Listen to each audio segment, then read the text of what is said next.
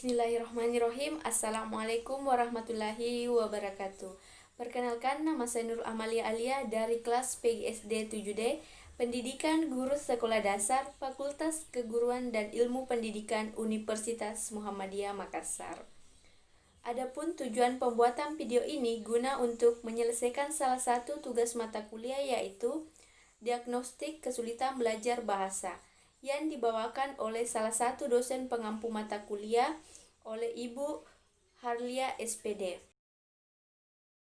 Nah, pada kesempatan kali ini saya akan membawakan beberapa materi. Yang pertama yaitu materi mengenai pemerolehan bahasa, yang kedua yaitu materi mengenai pembelajaran bahasa, yang ketiga yaitu kasus mengenai kesulitan belajar bahasa yang ada dalam kehidupan sehari-hari. Yang akan saya bahas pertama yaitu mengenai pemerolehan bahasa. Pengertian pemerolehan bahasa. Menurut Hair pada tahun 2007, pemerolehan bahasa merupakan proses yang terjadi di dalam otak anak-anak ketika si anak menerima atau memperoleh bahasa pertamanya atau bahasa ibunya.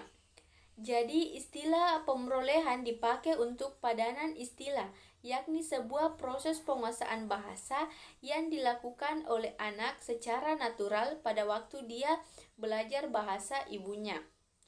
Proses pemerolehan bahasa ini dibagi menjadi dua, yaitu yang pertama proses kompetensi. Proses kompetensi merupakan proses penguasaan tata bahasa yang berlangsung secara tidak disadari. Yang kedua yaitu proses performasi. Proses performasi adalah proses yang lahir dari penguasaan anak tersebut setelah kompetensi dikuasai. Teori pemerolehan bahasa ada 4. Yang pertama yaitu teori behaviorisme. Teori behaviorisme ini menyatakan bahwa anak yang lahir tidak membawa apa-apa. Yang kedua yaitu anak belajar bahasa melalui imitasi, modeling, dan reinforcement. Yang ketiga yaitu psikolog behavioristik mengkaji perilaku linguistik dalam hubungan antara rangsangan atau stimulus dan reaksi atau respon. Teori yang kedua yaitu teori nepotisme. Nah, di mana teori nepotisme ini menyatakan bahwa yang pertama yaitu bahasa terlalu kompleks untuk dipelajari dalam waktu dekat dan melalui imitation. Yang kedua yaitu setiap anak memiliki language acquisition device atau LED yang dibawa sejak lahir. Yang ketiga yaitu teori kognitivisme. Nah, di mana teori kognitivisme ini menyatakan bahwa yang pertama, urutan perkembangan kognitif menentukan perkembangan bahasa. Yang kedua yaitu dari lahir sampai umur 18 bulan bahasa dianggap belum ada.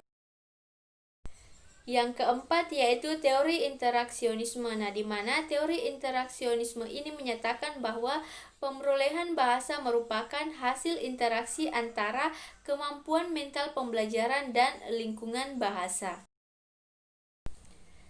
Faktor-faktor yang mempengaruhi pemerolehan bahasa anak. Yang pertama yaitu faktor biologis. Nah, faktor biologis ini terdiri dari alat dengar, sistem saraf atau otak, alat dan alat ucap.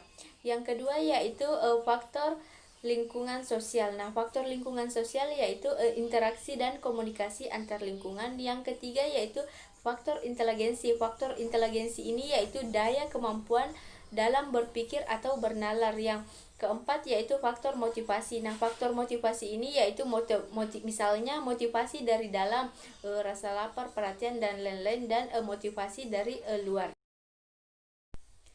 Yang kedua yaitu materi mengenai pembelajaran bahasa. Yang pertama yaitu tentang pengertian pembelajaran. Pembelajaran menurut Bahodin pada tahun 2007 menjelaskan bahwa pembelajaran adalah sebuah proses untuk membantu peserta didik agar dapat belajar lebih baik, sehingga dapat ditarik kesimpulan bahwa pembelajaran bahasa merupakan proses penguasaan bahasa, baik bahasa pertama ataupun bahasa kedua. Nah, di mana proses penguasaan bahasa ini meliputi proses secara alamiah maupun secara formal. Ada dua tipe pembelajaran bahasa. Yang pertama yaitu tipe naturalistik. Tipe naturalistik yaitu tipe ini hampir sama dengan pemerolehan bahasa pertama. Jadi tipe ini berlangsung secara alami di lingkungan. Hanya saja yang membedakan yaitu antara kesadaran dan kesengajaan. Yang kedua yaitu tipe formal.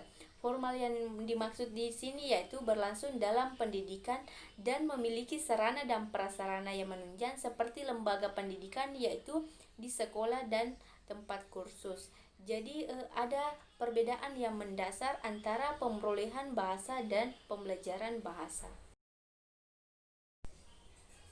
Kasus yang pernah saya dapatkan dalam kehidupan sehari-hari mengenai kesulitan berbahasa yaitu kasus disleksia atau kesulitan dalam membaca. Nah, adapun ciri-ciri yang terdapat dalam disleksia ini, yang pertama yaitu anak tersebut tidak mampu mengucapkan irama kata-kata secara benar dan proporsional. Yang kedua yaitu anak tersebut sulit mengurutkan huruf-huruf dalam kata-kata. Yang ketiga yaitu kesulitan dalam memahami apa ia baca.